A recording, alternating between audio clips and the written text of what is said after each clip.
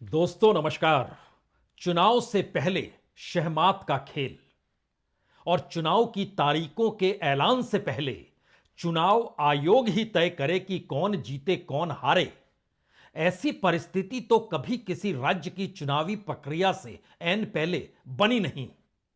लेकिन क्या वाकई वह दिल्ली जिसने भारत की राजनीति को एक नया मोड़ दिया, उस दिल्ली के भीतर वोटरों ने जिस खुले दिल से केजरीवाल को जिताया, और एक बार नहीं दो दो बार, और उसमें भी सवाल बहुमत या 2/3 वोटों का नहीं था, बल्कि 90 और 99% तक सीटों की जीत का रहा। ऐसी परिस्थिति में 2025 का दिल्ली का विधानसभा चुनाव, जबकि यह पूर्ण राज्य भी नहीं है, यह कौन सी परिस्थिति है जिसमें चुनाव से ऐन पहले शहमात का खेल शुरू हो गया? यह कौन सी परिस्थिति है जिसमें चुनाव आयोग इतना महत्वपूर्ण हो गया? दरअसल यह कोई परिस्थिति नहीं है। मौजूदा वक्त में भारत अगर विकल्प तलाश रहा है राजनीतिक तौर पर, तो दिल्ली वह विकल्प दे सकती है या नहीं, परीक्षा इसकी होनी है। इस दौर में विकल्प कोई क्यों खोज रहा है जबकि मोदी सत्ता का परचम पूरे देश में लहरा रहा है? तो ऐसे में इस बार दिल्ली भी हाथ से जानी नहीं चाहिए। कुछ ऐसे ही संदेश लगातार दिल्ली के चुनाव के इर्द गिर्द रेंगने लगे हैं।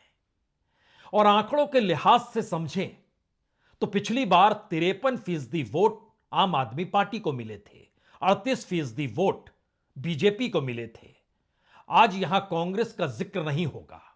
जिक्र होगा तो इस बात का होगा कि कितने परसेंट वोट किस दिशा में चले जाएं, और उस दिशा में परसेंट ऑफ वोट के इर्द गिर्द कॉन्स्टिट्यूएंसी दर कॉन्स्टिट्यूएंसी कितनी वोटरों की तादाद है जो कि इधर से उधर हो जाए, तो फिर एक झटके में दिल्ली की राजनीति, दिल्ली की सत्ता और सियासत बदल जाएगी। कुछ यही परिस्थिति इस बार आम आदमी पार्टी के पास चुनौती को लेकर खड़ी हुई है। आम आदमी पार्टी यूं ही हवा में तलवार नहीं भांज रही जब वो कहती है कि दरअसल वोटरों के नाम काटे जा रहे हैं। वो कहती है वोटरों के नाम जोड़े जा रहे हैं।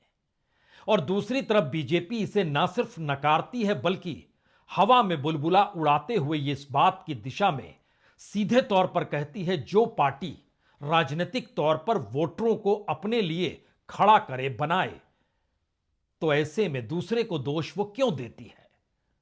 पहला सवाल। दोनों के आरोप प्रत्यारोप के बीच में चुनाव आयोग खड़ा है, और इस दौर में पूरे देश ने यह देख लिया जबकि महिलाएं जिस पॉलिटिकल पार्टी के पक्ष में खड़ी हो जाती हैं वह चुनाव जीत जाता है। और उसमें भी अगर कैश महिलाओं को मिलने लगे और उनके वादे पर जो नेताओं के होते हैं उस पर महिलाएं भरोसा करने लगे, तो फिर महिलाएं जिसे चाहेंगी उसे जिता देंगी। अब इस दोनों खेल के बीच में आज खड़े हो जाइए और जरा समझने की कोशिश कीजिए कि दरअसल कितना बड़ा ट्विस्ट दिल्ली के चुनाव को लेकर आने वाला है, खास तौर से तब जब 6 जनवरी को वोटर लिस्ट जारी होगी और उसके एक हफ्ते के बाद यानी 14 या 15 जनवरी को दिल्ली के चुनाव की तारीखों का ऐलान हो जाएगा। उससे पहले खुद दिल्ली के मुख्यमंत्री रहे अरविंद केजरीवाल जब अपनी कॉन्स्टिट्यूएंसी का जिक्र करते हुए यह कहने से कतराते नहीं हैं कि उनकी अपनी कॉन्स्टिट्यूएंसी में कितने वोट मिटा दिए गए, कितने वोट जोड़ दिए गए। आज मैं अपनी विधानसभा के कुछ डेटा आपके सामने रख रहा हूं। नई दिल्ली विधानसभा के, नई दिल्ली विधानसभा का इनका ऑपरेशन लोटस 15 दिसंबर से चालू हुआ है। 15 दिसंबर से आज तक यानी कि 15 दिन में इन्होंने लगभग 5000 एप्लीकेशन डिलीशन की डाली है। 5000 वोटर्स डिलीट करने की एप्लीकेशन 15 दिन में डाली है, और लगभग 7500 एप्लीकेशन इन्होंने एडिशन की डाली है।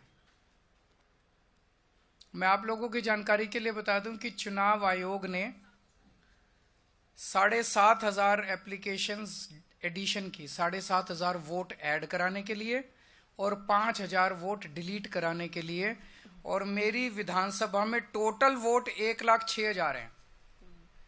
1,06,000 में से लगभग 5% वोट ये डिलीट करवा रहे हैं, 7.5% वोट ये ऐड करवा रहे हैं। तो चुनाव कराने का जरूरत ही क्या है? चुनाव बचा क्या उसके बाद? चुनाव तो कुछ नहीं बचा। 12% वोट अगर इधर के उधर कर देंगे तो फिर तो चुनाव कुछ बचा ही नहीं। खेल हो रहा है इस देश के अंदर चुनाव के नाम पे।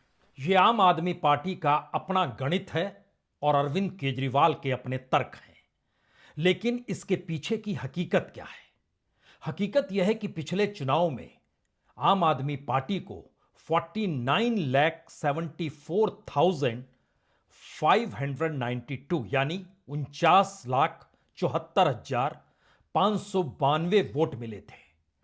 और जो वोट उन्हें मिले थे उस वोटों में से तकरीबन 9 लाख वोट का खेल शुरू हुआ है, जिसको कॉन्स्टिट्यूंसी दर कॉन्स्टिट्यूंसी आम आदमी पार्टी परख रही है।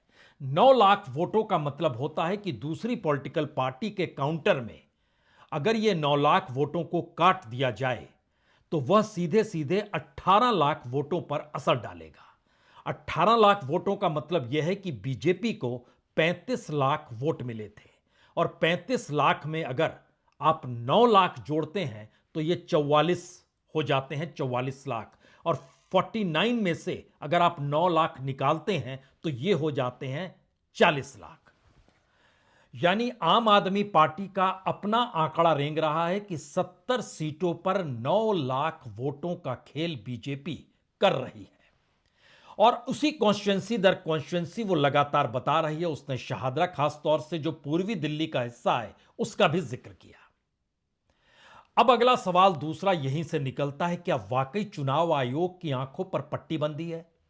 क्या वाकई आम आदमी पार्टी जिन आरोपों को लगा रही है उन आरोपों में इतना दम है कि उस रास्ते बीजेपी भी समझ गई है कि इस बार अगर हराना है तो साम दाम दंड भेद सब कुछ अपनाना होगा, क्योंकि उसी रास्ते केजरीवाल इससे पहले चलते चले आए हैं।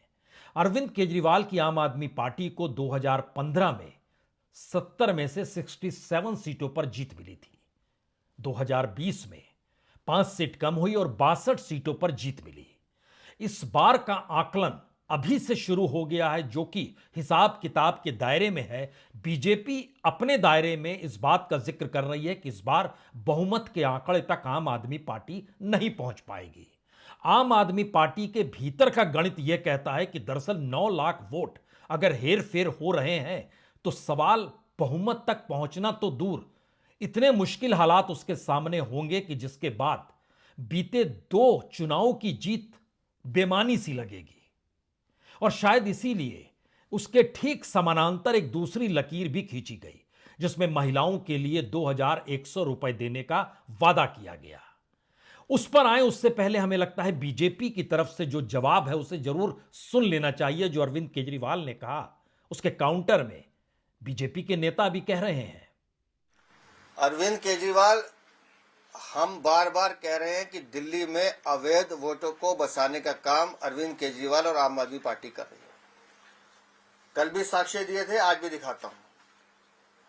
23/12/2024 को इलेक्टोरल रोल फ्रीज हो गया कि अब नई मतदाता सूची 6 जनवरी को आएगी, लेकिन 24, 25, 26, 27 लगातार यह है एक असेंबली का नाम है नरेला।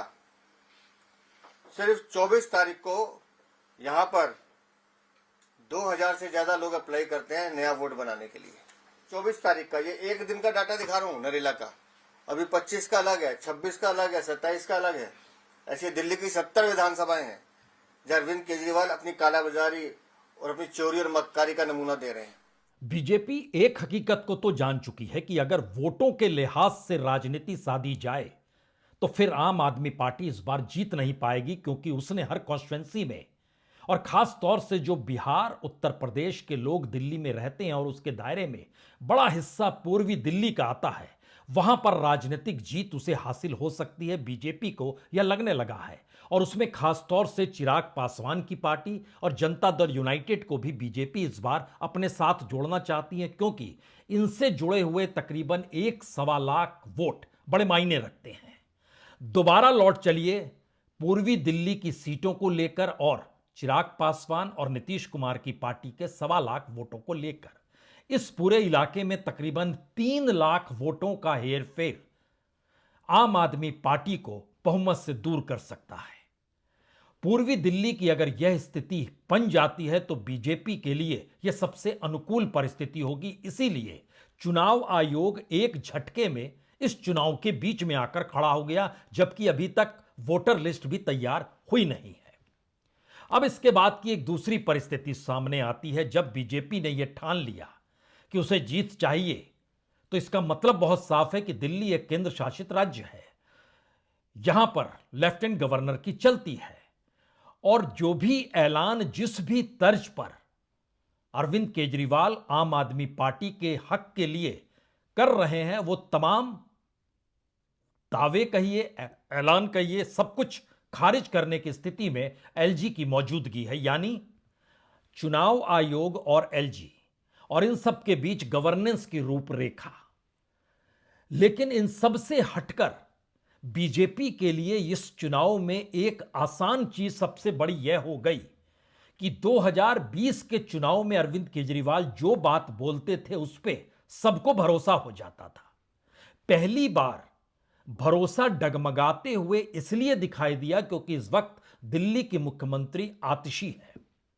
आतिशी राजनीतिक तौर पर कब सक्रिय हुई, उनकी राजनीतिक पहचान आम आदमी पार्टी के भीतर कितनी है, क्या सिर्फ तस्वीरों के जरिए जब जब वो अरविंद केजरीवाल और मनीष सिसोदिया के साथ नजर आती थी। दरअसल दिल्ली की राजनीति ये थी ही नहीं, और उस राजनीति का असल सिरा केजरीवाल ने शीला दीक्षित के वक्त में यह कहकर पकड़ा था कि दरअसल उनकी टक्कर शीला दीक्षित से है। और संयोग ऐसा है कि 2015 के चुनाव को नए सिरे से 2025 में मथने की कोशिश अरविंद केजरीवाल अब यह कहकर कर रहे हैं कि बीजेपी के पास कोई चेहरा नहीं है। अगला सवाल, अगर बीजेपी के पास चेहरा नहीं है तो फिर बीजेपी राजनीतिक तौर पर जिन तिकड़मों के आश्रय या जिन चुनावी हथकंडों के आश्रय आगे बढ़ रही है, उसमें चेहरा तो अमित शाह होंगे, और अमित शाह को निशाने पर लेने से अरविंद केजरीवाल भी चूके नहीं है।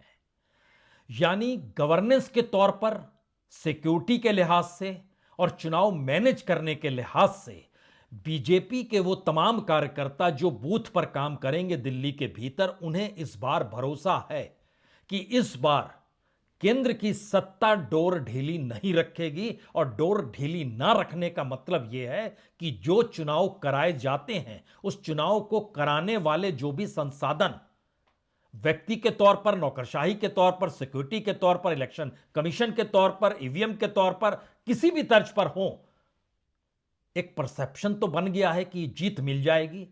और यह परसेप्शन अपने तौर पर अगर काम कर रहा है तो इसका अगला हिस्सा बड़ा महत्वपूर्ण है, क्योंकि हमारी टीम ने जब इस पे काम किया तो एक बात तो साफ कह दी कि पिछले चुनाव में लगभग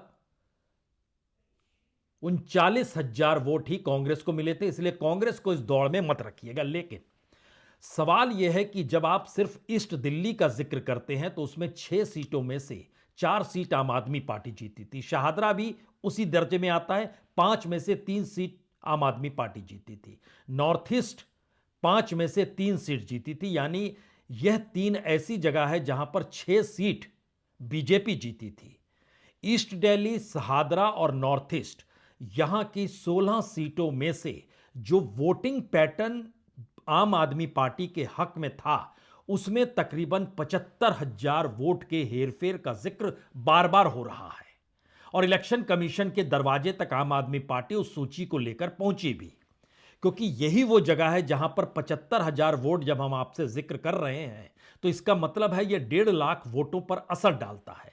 और 1.5 लाख वोटों का मतलब बहुत साफ है कि जो 16 में से 10 सीटें आम आदमी पार्टी जीती थी, वह एक झटके में 3, 4, 5 सीट से आगे बढ़ नहीं पाए। और उसमें अगर आप नीतीश कुमार की पार्टी और चिराग पासवान की पार्टी के वोटों को जोड़िएगा तो उस लिहाज से समझिए तो बीजेपी के लिए फायदेमंद स्थिति, और आम आदमी पार्टी इस वोटिंग पैटर्न जो पहले से तय हो रहा है उसको लेकर उसको मुश्किल होगी। लेकिन इसके बाद का सवाल यह है कि जो 3 और बड़े इलाके हैं उसमें नॉर्थ दिल्ली की 8 सीटें, जहां से 7 सीट आम आदमी पार्टी जीती थी। सेंट्रल दिल्ली की 7 सीट आम आदमी पार्टी जीती थी। नॉर्थ वेस्ट दिल्ली की 7 सीट जीती थी और वेस्ट की भी 7 सीट जीती थी। इसमें से नॉर्थ वेस्ट और वेस्ट दिल्ली, यहां पर जो 22 सीटें आती हैं, ये 22 में से 21 सीट आम आदमी पार्टी जीती थी। लेकिन इस हिस्से में आने वाले इन 3 क्षेत्रों में तकरीबन 55,000 वोटों के हेरफेर के आरोप के दायरे में बीजेपी को आम आदमी पार्टी खड़ा कर रही है, कॉन्स्टिट्यूंसी दर कॉन्स्टिट्यूंसी वाइज। अब यहां पर अगर 55,000 वोटों की हेरफेर, तो यह 1,10,000 वोटों पर असर डालता है। और अगर उस पर असर डालता है तो इसका मतलब बहुत साफ है कि north Delhi, north west Delhi और वेस्ट दिल्ली की 21 सीटों में से वो झटके में कम होकर 10-11 सीटों पर आने की परिस्थिति होगी। लाभ बीजेपी को मिलेगा, कोई दूसरी पॉलिटिकल पार्टी इन जगहों पर इस बार चुनाव में है नहीं। तीसरी महत्वपूर्ण चीज, जो खास तौर से नौकरशाही के लिहाज से, या आप इस लिहाज से कह सकते हैं कि जो वह मिडिल क्लास का तबका जिसका मोहभंग इस दौर में अरविंद केजरीवाल को वो लेकर हुआ है, वो साउथ वेस्ट दिल्ली और साउथ ईस्ट दिल्ली और साउथ दिल्ली, यहां की जो लगभग 19 सीटें हैं, इस 19 सीटों में से 18 सीटों पर आम आदमी पार्टी जीती थी। इस बार जो राजनीतिक चाल बीजेपी चल रही है, जिसके दायरे में कई ऐलानों की जांच भी की गई, जिसमें महिलाओं को 2100 रुपए देने का जो जिक्र था उसकी जांच हो गई। पूरी नौकरशाही जो सचिवालय में बैठी हुई है वो आम आदमी पार्टी के हक में नहीं है, और उसको अपने अनुकूल करने की स्थिति में पहली बार बीजेपी इसलिए आ गई क्योंकि मैसेज ऊपर से है, ना हमारे पास कोई चेहरा है, ना ही हम उस रूप में काम करेंगे जहां में अरविंद केजरीवाल को हराकर खुद मुख्यमंत्री बनना है। इस बार इलेक्शन कमीशन तो नहीं है, इस बार अमित शाह तो नहीं है, इस बार नौकरशाही को संभालने वाले वो बड़े बड़े ब्यूरोक्रेट तो नहीं है, इस बार मिडिल क्लास के भीतर का आक्रोश और उनके मुद्दे कहीं वह तो नहीं है। क्योंकि पिछली बार जो पूरी फहरिस्त आम आदमी पार्टी ने रखी थी, उसी के इर्द गिर्द पूरा चुनाव चला जाए, इसको तय करने की स्थिति में बीजेपी लगातार आ रही है। और यह बड़ा महत्वपूर्ण भी है, बीजेपी अपने वादे, चूंकि चुनाव हार गई वो मैटर नहीं करता, लेकिन जन लोकपाल बिल, घर में दरवाजे पर राशन पहुंचना, पॉल्यूशन फ्री दिल्ली कर देना, 24 घंटे पाइप से पानी आना, जो गार्बेज फ्री दिल्ली बनाने का सपना था, यानी कहीं पर कूड़ा करकट नजर नहीं आएगा, जो स्लम्स है वहां पर पक्का मकान बन जाना चाहिए, फ्री बस राइड्स छात्रों के लिए, अंडरग्राउंड केबल हर घर के भीतर में, वर्ल्ड क्लास सड़कों का बन जाना और लीगल प्रोटेक्शन स्ट्रीट वेंडर्स को। इतने वादों के साथ 2020 का चुनाव लड़ा गया और इस सामने आपके सामने एक तस्वीर इससे उभर रही होगी कि दरअसल इसमें से कौन सा तबका सबसे ज्यादा प्रभावित रहा। और इस बार उसके लिए मुश्किल दौर यह है कि क्या वो वाकई आम आदमी पार्टी, जो कि दिल्ली के एमसीडी में भी उसी की सत्ता है, यहां भी उसकी सत्ता है, बावजूद इसके वह रोना केंद्र के जरिए जो काम उसके खिलाफ हो रहे हैं उसको लेकर कर रही है। तो क्या वाकई इस बार मैसेज इंटरनली पहली बार वोटर से हटकर केंद्र और दिल्ली के टकराव को लेकर इस राजनीतिक चुनाव के बीच तुतहरी बच पड़ी है?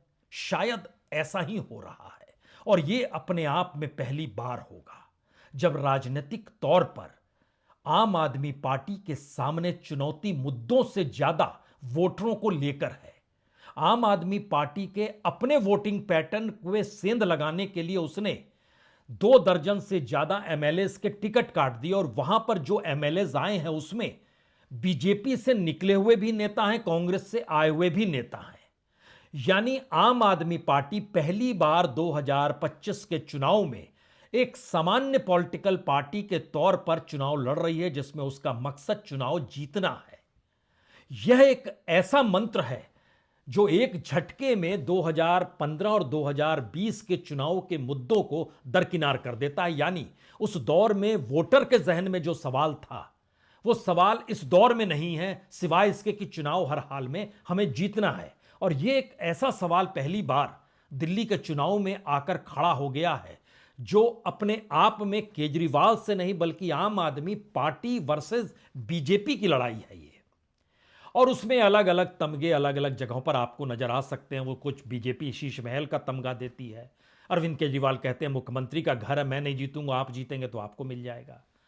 सवाल यह है कि दिल्ली ने जो मुद्दे बीते 10 वर्षों में उठाए, उन मुद्दों के आश्रय जिस राजनीति को साधने की कोशिश की, उस राजनीति ने पहली बार चुनौती मोदी के राजनीतिक ऐलानों के साथ कर डाली और कहा कि विकल्प भारत की राजनीति के भीतर यही है, जहां मॉडल स्कूल का हो, जहां मॉडल हेल्थ सेंटर का हो, जहां मॉडल महिलाओं को फ्री बस सेवा का हो, जहां मॉडल बिजली पानी फ्री में मिलने वाला हो।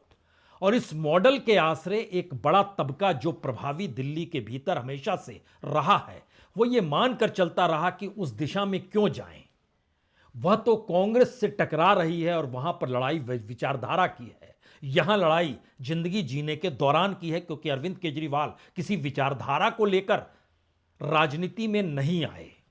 उन्होंने राजनीति को ही अपनी नई विचारधारा में ढालने की भरपूर कोशिश की, लेकिन 10 बरस के बाद अब इस चुनाव में पहली बार एक राजनीतिक दल के तौर पर और राजनीतिक मुद्दों के आश्रय, राजनीतिक उम्मीदवारों के आश्रय चुनाव जीतने का एक आखिरी प्रयास है।